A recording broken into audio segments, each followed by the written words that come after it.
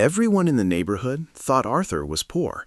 He wore the same rotation of 5 plain shirts: gray, navy, white, olive, and brown. He drove a 2003 sedan with a dent in the passenger door. He bought groceries at the discount store and clipped coupons from the Sunday paper. He hadn't taken a vacation in years. His neighbors smiled at him politely, the kind of smile people give to someone they've decided isn't worth much. Not cruel, just the quiet indifference the world reserves for people who don't announce their existence. Arthur never corrected them. He never mentioned his net worth. He never hinted, bragged, or let anything slip. Because Arthur understood something that most people spend their entire lives getting wrong, and his nephew James was about to learn it the hard way. James was 28. He worked in digital marketing, the kind of job that pays well enough to feel important, but not well enough to actually be comfortable. He earned $72,000 a year and spent $73,000. He leased a BMW. He wore a different watch every month, not because he collected them, but because the Instagram algorithm rewarded variety. He ate at restaurants that required reservations and posted every plate. He split rent on an apartment he couldn't afford with a roommate he didn't like. James believed, deeply, entirely, that looking wealthy was the first step to being wealthy, that perception was reality, that if people saw success, they would give you more of it. He visited Arthur once a year, at Christmas, because his mother asked him to. He saw Arthur the way the neighbors did, a quiet, modest old man who never became anything special, a cautionary tale, the uncle you loved but didn't want to become. James never asked Arthur about money. Why would he? There was clearly nothing to talk about. It was a Wednesday when the call came. A lawyer, a woman with a careful voice. She said the words in order, the way people do when they've practiced them. "Mr. Whitfield, I'm calling regarding your uncle, Arthur Whitfield. I'm sorry to inform you that he passed away last night, peacefully, in his sleep." James hadn't spoken to Arthur in 4 months. The last time was a birthday call, Arthur's birthday. James had called 15 minutes before midnight because he'd almost forgotten. The lawyer continued. "Arthur named you as the sole executor of his estate. We'll need you to come to the house." James almost asked, "What estate?" But he didn't. He said he'd be there Saturday. James hadn't been inside Arthur's house since last Christmas. The lawyer sat James at the kitchen table. "Before we begin, I want you to understand something. Your uncle was a very private man. What I'm about to show you may not match the man you thought you knew." James nodded. He assumed this was standard legal language. The lawyer placed a single document in front of him. James read the document. He read the paragraphs, and then he reached the number. $2.7 million. He read it again.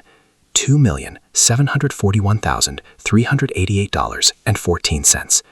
James looked up at the lawyer. "This is Arthur's?" "This is yours, Mr. Whitfield. Your uncle left everything to you." James leaned back in the chair. "How?" he whispered. The lawyer explained. Arthur had worked for 34 years as a civil engineer for the city. But Arthur did 3 things that almost nobody does. He lived on half his income. Every year for 34 years, no matter what he earned, Arthur spent no more than 50% of his take-home pay. The rest went into investments. He invested consistently in index funds, and he never withdrew a penny. Not when the market crashed, not when the world fell apart. He never panicked. He never touched it. And he never upgraded his lifestyle. When his salary went up, his spending didn't. Your uncle wasn't poor, Mr. Whitfield. He was the wealthiest man on this street. He just didn't need anyone to know it. After the lawyer left, James walked through the house alone. He opened Arthur's closet. 5 shirts, 2 pairs of shoes, 1 jacket. A man worth $2.7 million owned fewer clothes than James had in his gym bag. He opened the nightstand drawer. Inside, a small leather notebook. James opened it. The notebook wasn't a journal. It was something else entirely. Every page was a letter, not sent to anyone, just written, dated, and addressed to James.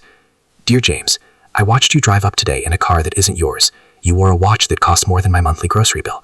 You walked through my house like it embarrassed you. I don't blame you. I was your age once. I thought the same things. But one day you'll learn what I learned, that the things you own to impress people are the same things that keep you from being free. I hope you learn it sooner than I did. Love, Uncle Art." "Dear James, the market crashed today. Everyone is panicking. I bought more.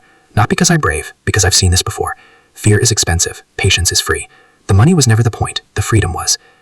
Dear James, you called me last night for my birthday. It was 11:45 p.m. I know you almost forgot. That's okay. You're busy building a life you think you need. One day you'll realize you were building a cage and calling it a castle." There were 43 entries, and every single one ended the same way. "Love, Uncle Art." James spent the rest of the day in the house. He found Arthur's tax returns. 3 decades of consistency, no debt. He found Arthur's monthly budget. Mortgage, 0. Groceries, $280. Utilities, $120. Gas, $60. Insurance, $180. And one line, invest the rest. 3 words, 34 years, $2.7 million. James sat in the park until the sun went down. He thought about his leased BMW, his apartment, his debt, his image. He thought about Arthur. Not because he had to, because he chose to. The man James pitied was freer than anyone James knew. Arthur had spent 34 years building something invisible, a foundation. James read the notebook 3 times that weekend, and on the last page he found this. Dear James, I won't be here much longer. I'm not afraid. I lived exactly the way I wanted to. Every shirt I didn't buy gave me a month of freedom. Every dinner I cooked at home gave me peace no restaurant could. I didn't live small, James. I lived on purpose. The money is yours now. Please don't use it to look rich. Use it to be free. Love, Uncle Art. 6 months later, James returned the BMW. He moved into a smaller apartment. He paid off his credit card debt. He set up an automatic investment, $400 a month. And Arthur's $2.7 million? James didn't touch it. Because Arthur didn't leave him money.